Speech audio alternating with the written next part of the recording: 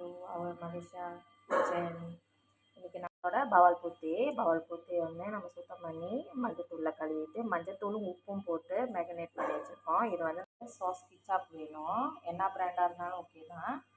அப்புறம் சாஸ் பீடாம், அப்புறம் கிச்சாப் சாய். இப்போ வந்து நம்ம வந்து மீன் காரிங்க பொரிச்சிட்டோம். இப்போ வந்து அடுத்தது எப்படி கிச்சாப் செய்யலான்னு பார்க்கலாம் வாங்க. பொரிச்ச எண்ணெயில் நம்ம இந்த வெங்காயம், பூண்டு, தக்காளி பழம், ஊசி மிளகா எல்லாத்தையும் போட்டு வெங்காயமும் பூண்டும் நல்லா வதங்கிருச்சு. இப்போ நம்ம வந்து தக்காளி பழம், ஊசி மிளகா சேர்த்துக்கலாம். இஞ்சி வந்து நம்ம வந்து இப்போ கொஞ்சம் சாஸ் தீராம்,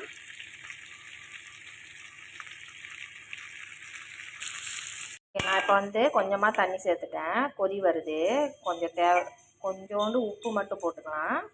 ஏன்னா இப்போ நம்ம கொஞ்சமாக சுக்கோ பிராசா போட்டுக்கலாம்.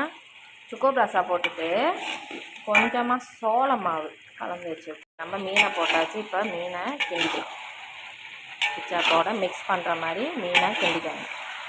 ஓகேவா? இப்போது லாஸ்ட்டாக மீனை பிஜியான் கொஞ்சம் வாசத்துக்கு ஊற்றிக்கலாம்.